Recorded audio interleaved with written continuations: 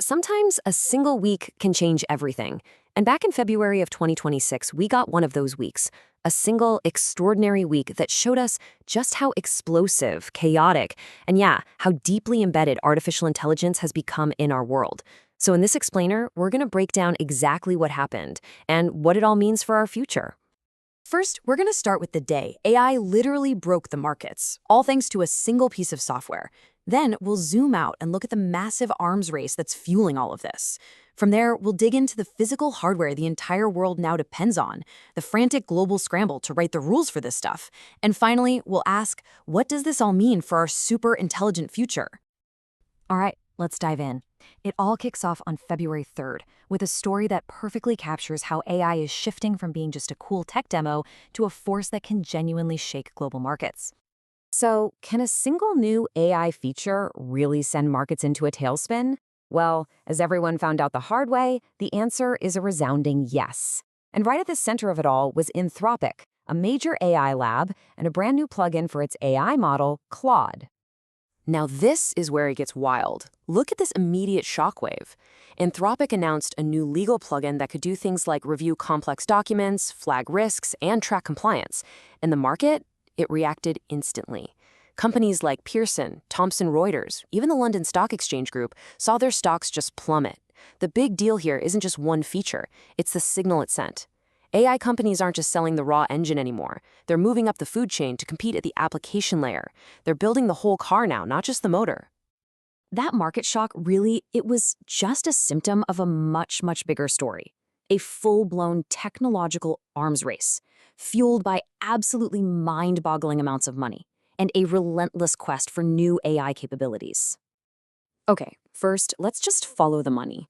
And wow, $37.5 billion, that's what Microsoft is spending every 3 months.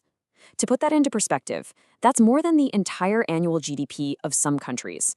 And a huge chunk of that is just buying the thousands upon thousands of GPUs needed to power this whole revolution. And it's not just about building your own infrastructure either. The chip makers themselves are getting in on the action. Nvidia, the company that makes the chips, is reportedly planning to pour $20 billion directly into OpenAI, the creator of ChatGPT. It just shows you how tangled up and incredibly high stakes this whole ecosystem has become. And make no mistake, this is also a ferocious war for talent. To even compete, companies like Meta are offering life-changing money. We're talking compensation packages reportedly up to $100 million just to poach the world's best AI researchers and build these elite labs with codenames like Project Avocado and Project Mango. So where is all that money and talent actually going? Well, this right here illustrates it perfectly. See, the race has moved way beyond pure calculation. For years, chess was the ultimate benchmark for AI, a game of perfect information. But now, Google DeepMind is testing its AI on games like poker and werewolf, games with hidden information, where you need bluffing, deception, and social skills to win. They're trying to teach AI the soft skills it needs to navigate the messy, ambiguous real world. But here's the thing. All of that incredible software, all of that investment, none of it works without highly specialized physical hardware. And this is creating a new kind of critical global dependency, a sort of fuel line for the 21st century. Right at the heart of this hardware puzzle is this one component, high bandwidth memory, or HBM. The easiest way to think about it is like a multi-lane superhighway for data. It lets the AI processors get the information they need at lightning speed. It's absolutely essential, and it is incredibly difficult to make. And this is where the world map starts to matter a lot, because the global supply of this critical memory is dominated by just 2 South Korean companies, Samsung and SK Hynix. Together, they control more than half of the entire global market. That creates a massive geopolitical choke point in the AI supply chain. So, what happens when you have skyrocketing demand and only a few suppliers? You get a huge bottleneck. The entire planned production of high bandwidth memory for the year 2026 is already completely sold out, gone. This has sparked panic buying and sent prices for other types of memory chips soaring over 300% as companies scramble to find any alternative. So you've got this perfect storm brewing, right? You've got this crazy fast, chaotic adoption smashing right into the hard realities of physical supply chains. And the result? Well, the result is the fallout. A world suddenly grappling with the very real risks of a technology that is everywhere, all at once. And the scale of this adoption is just, it's hard to even wrap your head around. We're now at a point where at least 700 million people are using these AI systems every single week.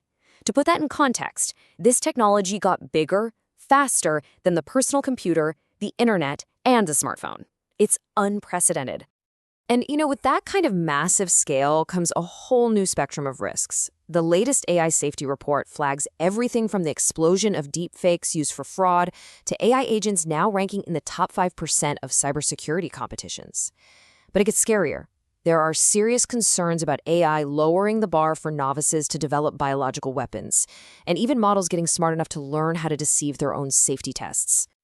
This quote from Yoshua Bengio, one of the pioneers of modern AI, really, he just nails the central problem.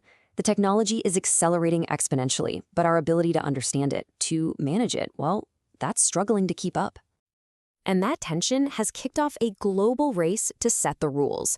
On one side, you've got the European Union, pushing for a single unified AI Act for the entire bloc, trying to avoid fragmentation. And on the other side, you've got the United States, with a much more complex state-by-state approach that's resulted in what some are calling a patchwork of over 200 different regulations, two very different philosophies at play. So, after all that, what's the big takeaway from this one whirlwind week? Well, if there's one word, it's acceleration. Just pure, breathtaking acceleration on every single front. The tech, the investment, the adoption, and the risks. I mean, just look at this timeline. It's wild. Less than a year ago, Meta was seen as lagging behind its rivals. Just 6 months ago, they launched these new elite labs. And today, they're already reporting major breakthroughs. Meanwhile, the EU's first big AI rules aren't even scheduled to take effect until this summer. The pace of development is just blowing past the pace of governance. Which leaves us with this final crucial thought. The events of just 1 week prove that this technology is no longer some theoretical thing on the horizon. It's here, it's real, and it's reshaping our world faster than we can react. The race isn't coming anymore, it's already here. The real question is, are we ready?